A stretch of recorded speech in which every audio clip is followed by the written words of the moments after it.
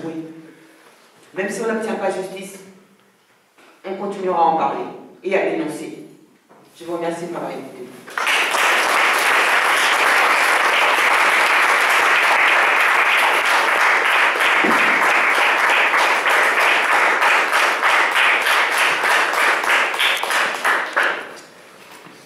Bonjour à tous, moi c'est Omar. Préciser que Ramata est une des porte-paroles du collectif du 19 mars. Préciser aussi que ce que décrit Ramata, on a beau l'entendre, et pour le coup, moi je l'ai entendu peut-être 10 fois. Et encore maintenant, ça me glace le sang de voir la violence avec laquelle Lamine Dieng a été tué.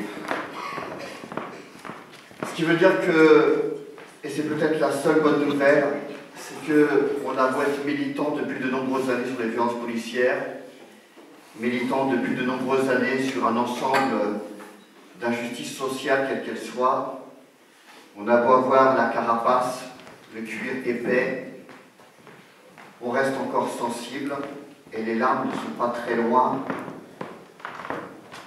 parce que ça veut dire qu'on est encore capable de s'émouvoir de tant de violence. Ça, c'est peut-être la bonne nouvelle. On n'est pas encore blasé, et pire, ce n'est pas pour nous rentrer dans la, plus loin, normalité. Ce qui est décrit ici et là, nous avons pleinement conscience que pour beaucoup de flics, que pour le système de manière générale, c'est pas si grave que ça. Il n'y a pas très longtemps, il y a un syndicaliste flic qui passait sur BFM Télé et qui disait « Après tout, Bamboula, c'est acceptable. » Pour qu'un policier puisse dire ça, il faut bien comprendre qu'il le dise sincèrement, c'est-à-dire qu'on peut lui rendre ça. C'est qu'il faut comprendre que dans cette société-là, un message est passé. Pas simplement subliminal, un message qui s'est inscrit maintenant de plein fouet partout. Et il y a dans ce pays-là non seulement des sous-citoyens, on le sait, mais il y a dans ce pays-là surtout des personnes qui sont considérées comme des sous-humains. Pour faire ce que Théo a subi à Aulnay-sous-Bois, il faut nécessairement le considérer comme en dehors de l'humanité. Mais en même temps, ne tombons pas dans le piège des médias qui fait exploser l'affaire Théo, comme on dit, Monsieur Luaka, car il a un nom, il a un prénom, mais je crois qu'il mérite qu'on puisse dire devant Monsieur, quand je dis je crois, pour moi c'est évident, c'est Monsieur Luaka Théodore d'ailleurs. Le piège des médias consisterait à de faire croire que les viols et les violences sont relativement récents dans ce pays-là. Des viols, il y en a toujours eu dans les commissariats de police, y compris bien sûr de femmes. Et y compris des policiers qui s'en sortent indemnes, y compris en termes de viol en réunion par des policiers. On a des noms de femmes victimes récemment. Ça ne fait pas trop l'actualité. Encore moins que les flics soient immunisés derrière. De la même manière, des jeunes des quartiers populaires qui se fassent violenter par des touchés rectaux qui sont en soi humiliants, mais qui sont faits dans des conditions plus qu'humiliantes et violentes. Je pense à ces enfants mineurs dans le 12e arrondissement qui actuellement sont en procès, plusieurs dizaines, une dizaine d'enfants mineurs avec la police, parce qu'ils se font harceler régulièrement par ces flics, parce qu'ils ont des palpations profondes, parce que l'un d'entre eux raconte qu'il s'est fait mettre à quatre pattes, avec un toucher rectal, avec des propos d'un flic lui disant « tu aimes ça ». Imaginez la violence chez ces enfants-là, la haine, l'humiliation profonde, et du même coup, permettez qu'on puisse entendre que lorsqu'il y a des chaînes qui enchaînent, qu'il puisse y avoir aussi le bruit des chaînes, c'est-à-dire celles et ceux qui les ont au poignet, puissent vouloir s'en défaire. Et le bruit des chaînes, c'est ce qu'on appelle, dans le jargon un peu sociologique, les contre-violences. Quand il y a violence, il y a contre-violence. Combien parmi vous, vos amis, vos collègues, dans vos familles, combien de personnes s'émeuvent en voyant un abri de bus cassé, ou même parfois un bus calciné, parce qu'à Aulnay-sous-Bois ou ailleurs, il y a eu des révoltes? Est-il permis de rappeler à ceux et celles qui sont autour de vous et autour de nous, j'ai les mêmes collègues, j'ai la même famille, j'ai les mêmes amis que vous tous, leur rappeler simplement qu'il est bon, lorsqu'on regarde un film, de ne pas le prendre au milieu du film, mais de prendre le scénario dans sa totalité, c'est-à-dire comprendre ce qu'il y avait juste avant. Parce que quand on comprend ce qu'il y a justement avant, on comprend que ces contre-violences sont plus que légitimes. On comprend que la haine, la rogla, pour prendre un terme courant dans les quartiers populaires, et qui, je le dis régulièrement, mérite d'être inscrit dans le Petit Robert, qui signifie l'humiliation profonde, l'arrachement de la dignité, la violence retournée contre soi-même, eh bien, elle doit se traduire obligatoirement par une réaction. Alors, des réactions, il y en a plusieurs dans les quartiers populaires. Je le dis souvent, la première d'entre elles, et on n'en parle pas parce qu'elle est silencieuse et surtout parce qu'elle se retourne contre eux-mêmes, c'est la folie, c'est la psychiatrie, c'est la drogue, la toxicomanie.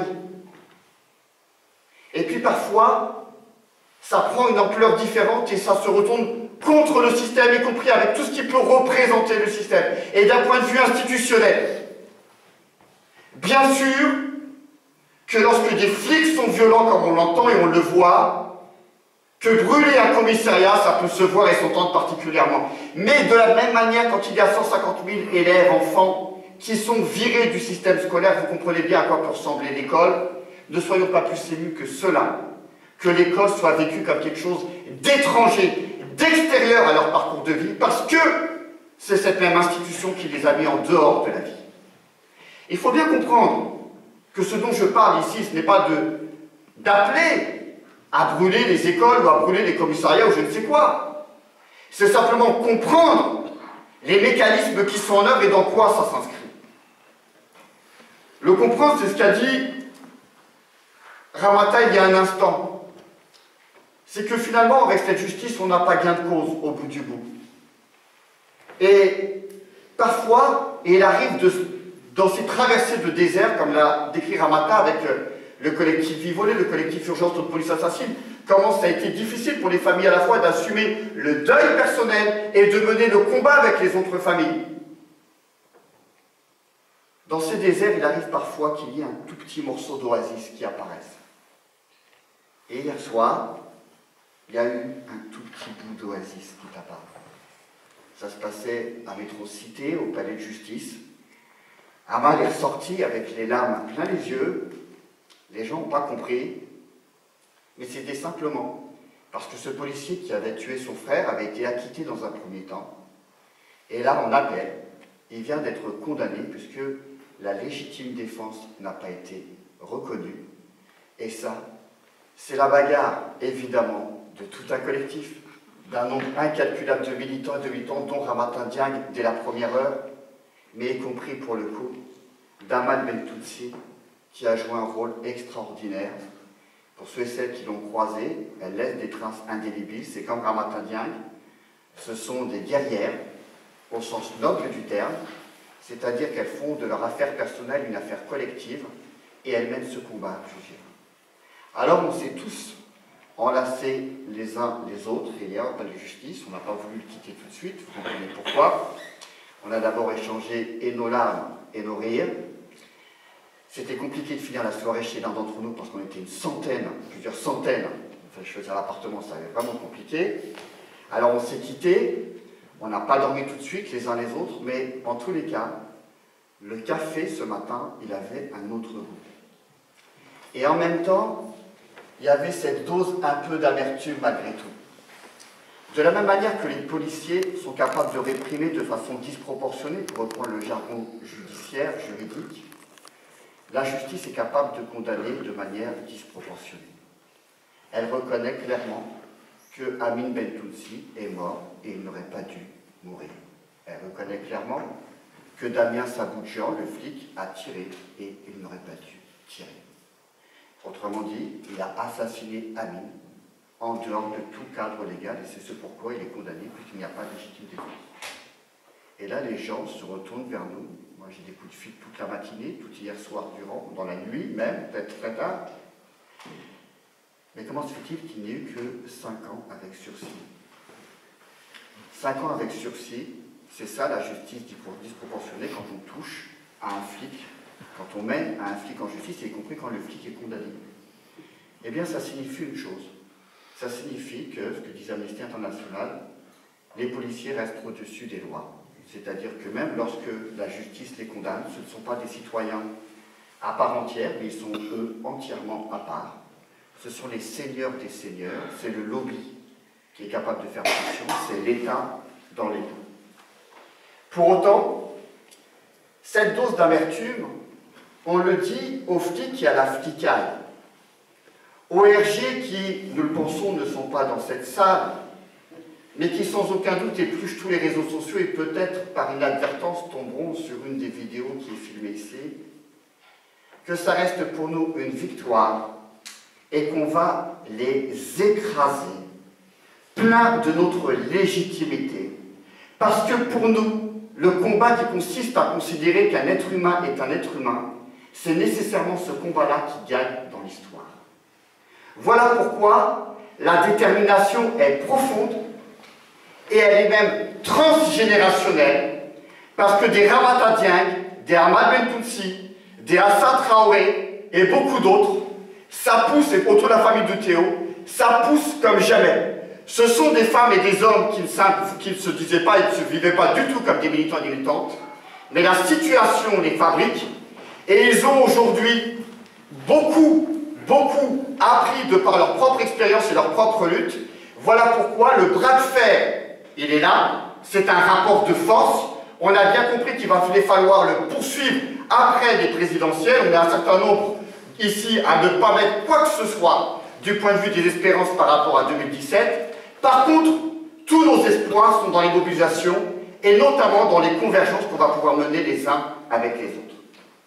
La deuxième chose qui me semble important ici à souligner, du coup, en lien avec ce que j'ai évoqué juste avant, c'est la nécessité d'être solidaire avec les jeunes et les moins jeunes des quartiers populaires qui tombent et qui sont condamnés par la justice.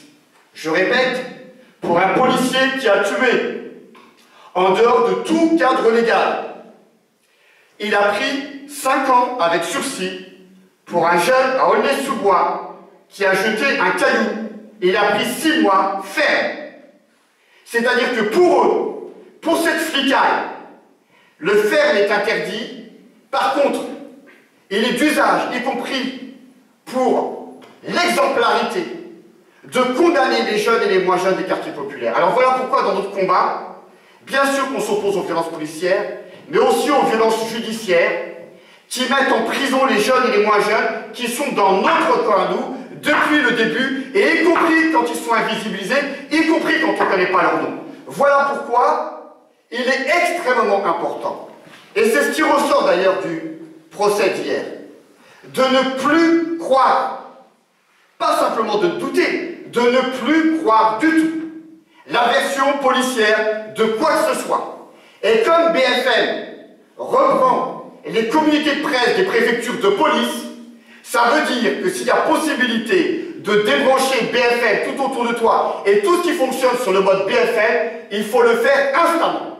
Ça veut dire qu'il faut aller chercher l'information ailleurs, qu'il faut croiser les sources d'information, et notamment sur les lieux alternatifs. Et si ça c'est compliqué, alors il faut faire une chose, et la seule chose à faire, c'est se rapprocher de ceux et celles qui sont sur le terrain des luttes. Ceux et celles qui vivent dans leur chair la bataille au quotidien, c'est-à-dire les militants et les militantes qu'il y a tout autour de nous, que vous êtes et que nous sommes, et aller voir les jeunes dans ces quartiers populaires pour voir ce qui s'est passé si des fois, à Strasbourg, il devait arriver de nouveau ce qui est arrivé à Hossein Bourras, dont nous sommes totalement solidaires avec la famille du combat qu'il mène.